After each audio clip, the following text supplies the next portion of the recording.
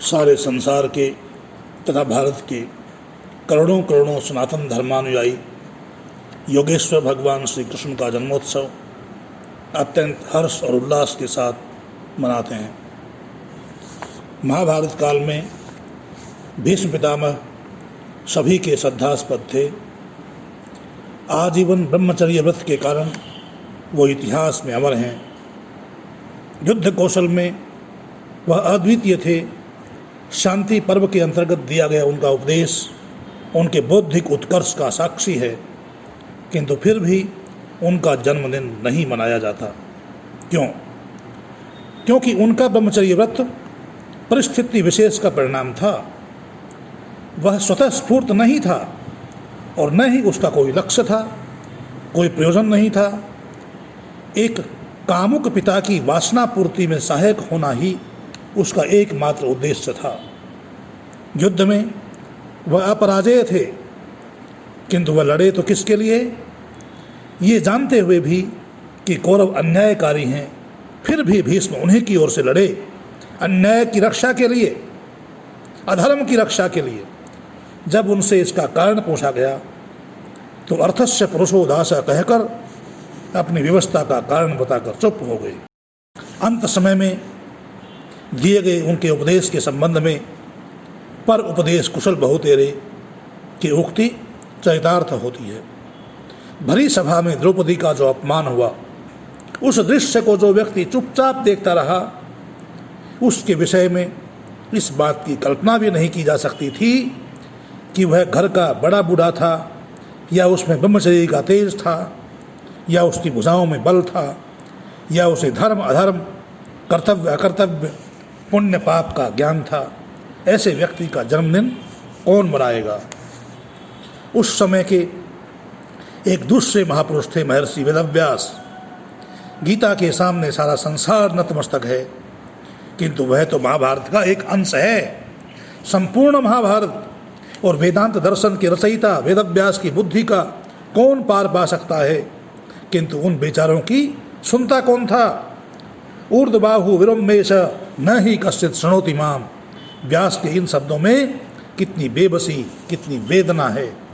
व्यास ने जो कुछ कहा बहुत अच्छा कहा, किंतु तत्कालीन समाज द्वारा उपेक्षित ऐसे व्यक्ति का जन्मदिन आज कोई नहीं मनाता। युधिष्ठिर धर्मराज थे, धर्मपुत्र थे, जीवन में कभी झूठ नहीं बोला। बस एक बार परिस्थिति बस कुछ कह बैठे थे, सो उसका भी उन्हें दंड मिला। भले इतने थे कि मान अपमान को भूलकर सदा समझौता करने को तैयार रहते थे। ऐसे धर्मपुत्र में एक ही दोष था, जुआ खेलने के एक दोष ने उन्हें कहीं का भी नहीं छोड़ा। इसके कारण उन्हीं को नहीं, पूरे परिवार को वर्षों तक भटकते रहना पड़ा। जो व्यक्ति जुए में अपनी पत्नी तक को भी दांव पर लगा दे, उस तथाकथित धर्मपुत्र का जन्मदिन कौन भला आदमी मनाएगा? ये सभी क्षत्रिय थे। उन बड़ों के बीच एक ब्राह्मण थे, द्रोणाचार्य। समाज व्यवस्था में ब्राह्मण का सर्वोपरि स्थान है, किंतु ब्राह्मणोचित गुणों के कारण विद्या सीखने के लिए विद्यार्थी गुरुओं के घर जाकर पढ़ते थे। गुरुजन विद्यार्थियों के घर पर जाकर नहीं पढ़ाते थे। द्रोणाचार्य पहले व्यक्ति थे जिन्होंने ट्यूटर, वैतनिक शिक्षक के तौर पर शिष्यों के घर पर रहकर पढ़ाना आरंभ किया। आजकल के अध्यापकों की तरह छात्रों के प्रति पक्षपातपूर्ण व्यवहार की प्रवृत्ति भी उनमें पाई जाती थी।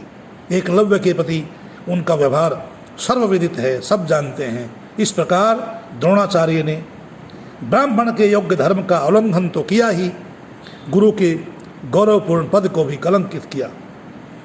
परिणाम हुआ भीष्म की तरह वह भी सब प्रकार के अन्याय के प्रति, अधर्म के प्रति उदासीन रहे। इतना ही नहीं, समय आने पर अन्याय की रक्षा करने में, अधर्म की और पाप की रक्षा करने में भी प्रवृत्त हुए।